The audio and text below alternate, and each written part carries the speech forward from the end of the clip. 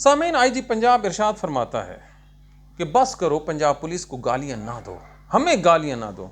अगर कोई हम में फॉल्ट है, हमारा कोई आपको नुक्स नज़र आ रहा है तो उसकी निशानदेही कीजिए, हम उसकी इस्लाह करेंगे। कुर्बान जाऊं अपने आईजी पंजाब की सादा दिली पे।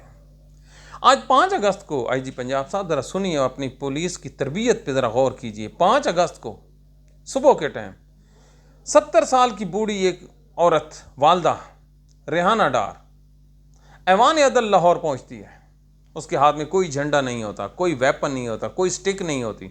उस औरत ने उठाना क्या है? 70 साल की बूढ़ी औरत ने, आपको पता है हर घर में वालदैन हैं बूढ़े, वो बड़ी मुश्किल से चलती है जी, वज़न भी ज़्यादा है।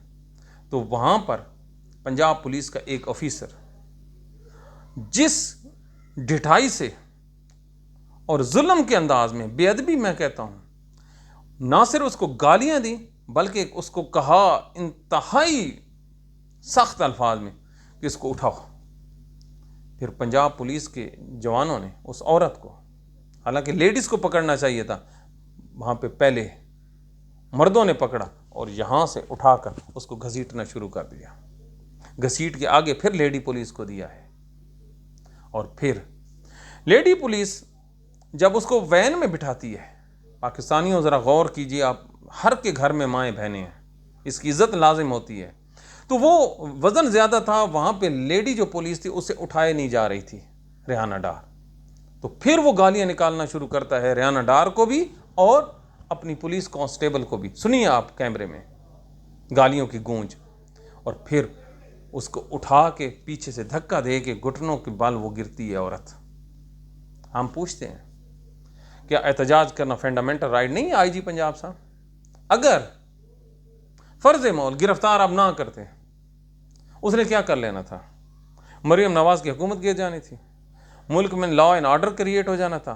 तो फिर आपके तो सीसीडी मौजूद है, आप उसको कह देते हो, इंशाल्लाह काम ही पार हो जाना था। हो क्या जाना था, लेकिन बस किसी को खुश करना था। तो जब आप किसी को खुश करने के लिए इस तरह के हथकंडे इस्तेमाल करते हैं तो फिर दुआएं नहीं होती, फिर एहतजाज ही होता है। फिर घबराइए नहीं, फिर दिल बड़ा कीजिए। जो काम किया जा रहा है उसकी इस्लाह ये है कि रूल ऑफ लॉ करें। आज पूरे पंजाब को, पाकिस्तान के तमाम रोडों को, पंजाब में हम बात कर रहे हैं, जो बड़े बड़े सिटीज़ हैं उनको ब्लॉक किया गया है, कारकुनों को गिरफ्तार किया गया है, जो लीडर्स हैं उनको उठा लिया गया है। और अलमिया देखिए पंजाब पुलिस के कि 5 अगस्त को एहतजाज होना है और 4 तारीख को 5 अगस्त की FIR दर्ज करके उनके हवाले कर दिए हैं कि जो आए उसको ले जाएं, गिरफ्तार करें। जब ये आपके हालात होंगे तो पंजाब पुलिस की कारकर्दगी पे सवालात उठेंगे। दुनिया में एक अल्लाह भी है और क़यामत के दिन सब ने मरकर उसी अल्लाह की तरफ जाना है। हर बंदे ने अपना अपना हिसाब देना है। तो क्या पंजाब पुलिस ने हिसाब नहीं देना?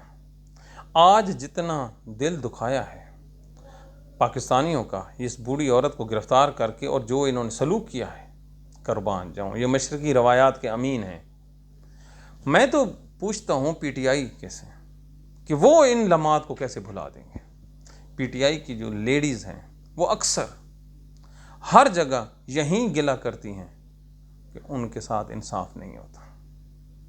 काश पाकिस्तान की अदालतें ये सुनती हैं। मैं आपको याद कराऊं, जब मरियम नवाज़ को नोटिस भेजा था ना नैब ने, तो पता ही पाकिस्तान के जस्टिस है अतर मनुल्लाह, कुर्बान जाऊं, उसने कहा था मरियम नवाज औरत है, इसको स्पेशल प्रोटेक्शन हासिल है, लिहाजा अगर पुलिस ने मरियम नवाज को गिरफ्तार करना है तो कितने दिन पहले बताना होगा?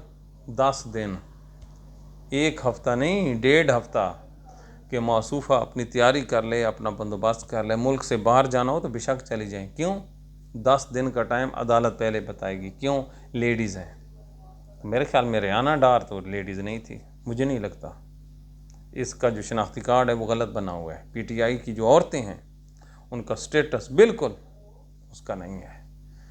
तो आज रेहाना डार के साथ जितना जुल्म हुआ है उसकी जितनी मजम्मत की जाए वो कम है।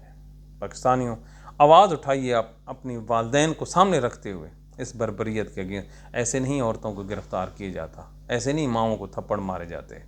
अपनी दुआओं में याद रखिए। Thank you very much.